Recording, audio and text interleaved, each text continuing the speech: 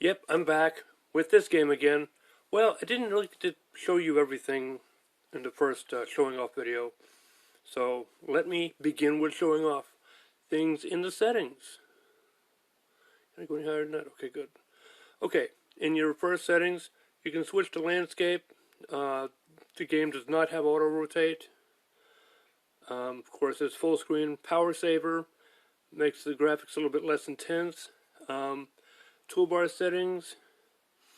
You can split the bottom toolbar, group it, or center it.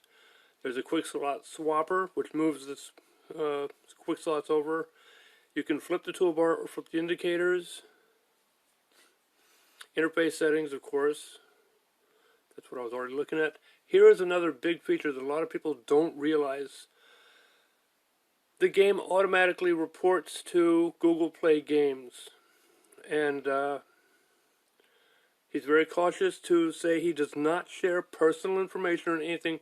All he wants to do is share rankings and badges across devices. You can unlock Google Play achievements. And you can disconnect at any time. But mostly it's so that he can look at the gameplay analytics to see how people are playing the game, to see how he can tweak the game, but also so that players can communicate with each other about their play. This kind of feeds into the seeded games feature.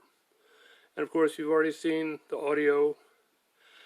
And here's something else I didn't really know or appreciate about Shattered Pixel Dungeon, but he has built in 22 language translations that are done by volunteers at Transifex. So this is all a volunteer project, but these translations are built into the game. Okay, that's one thing I wanted to show. Of course, the support menu, support the game menu. There's silver supporter, golden supporter, shattered supporter, different levels. The most important feature of paying is name your hero. Keep forgetting point forward when I'm on the camera. Okay, name your hero. You can actually name your hero. And as I learned in the desktop version of Shattered Pixel Dungeon, you're one name for every hero. And you can also get gravestones for when you die. And then, of course, as you pay more, you get gold menu buttons. You can rename equipment. You have a hall of heroes. And then, of course, golden interface, emerald menus. Basically, the level of donation gets better. You get better cosmetic benefits. There's the most of the practical game benefits you get just by having paid at all. Okay, things I want to show you. The Choose Your Hero menu. I always forget to show this off. He did wonderful artwork for all the different types of heroes. And for every hero type, there's an information screen which tells you about the hero and stuff like that. But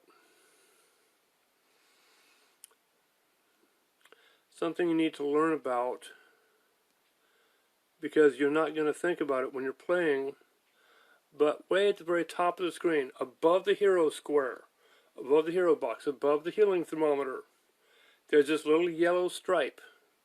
You can barely see it, way up there. That is the XP thermometer to show how close to leveling up you are. And yes, it goes all the way across the screen. So that's something I wanted to show. I showed off all this stuff in the first video. I have some potions. I also have a raw bland fruit. Okay, so I have a raw bland fruit. I forgot to show you the garden where I picked it up from, but there'll be a bland fruit bush. And when you run over it, kind of like hitting the tall grasses and getting a seed, you'll get a bland fruit seed. But they're not all that good to eat raw. In fact, I'm not sure if the game will even let you eat it raw. So this is an alchemy room. Let me do a real quick look here. These are energy crystals which you will find inside of an alchemy room. So, how much energy do I have right now? None. So if we pick it up, We'll pick up this potion. The room is going to be variable size and shape, but they're always going to have wooden floors and always going to have this pot in the corner. And this is what happens when you go into open the pot. You get a menu where you have 3 spots to put things in and the output space. And of course this is the do it button. So let's say, okay, first thing I want to show you is what you can do with bland fruits. Let's say you want to create, that's going to cost 2 energy, but what it's going to produce is an earth fruit.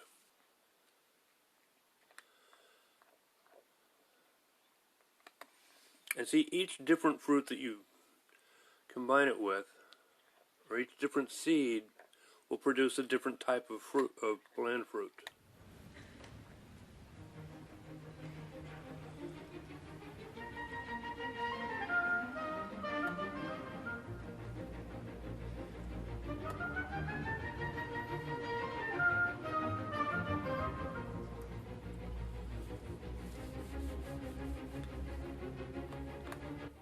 Okay, they all say the same thing. Nothing specific about what the effect will be.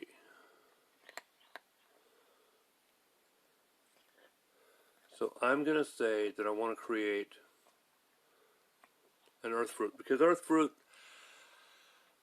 the earth plant gives herbal armor.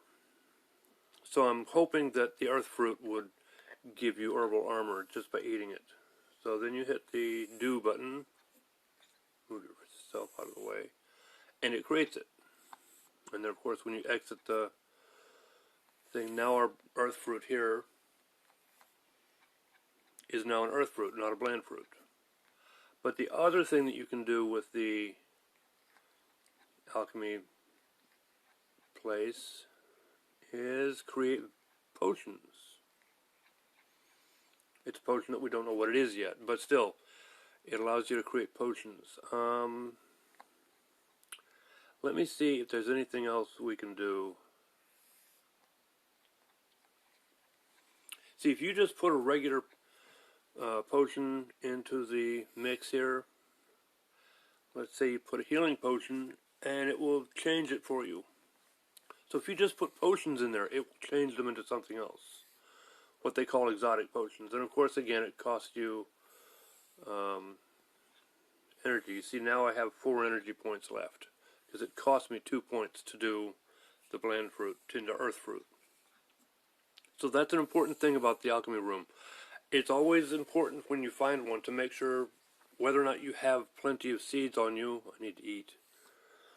But when you find one, use it.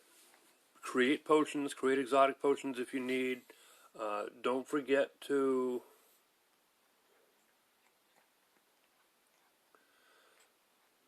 study up on the creation of exotic potions and how to do them.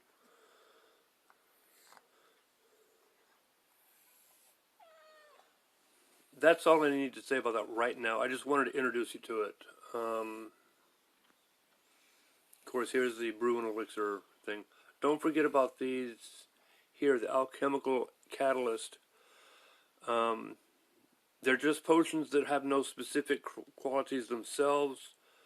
You would want to use them in an alchemy pot situation, but if you have any, if you drink them, they will have the effect of a random potion. At least as far as I know. I've never actually gotten a hold of one out in the wild in the dungeon. So there's that.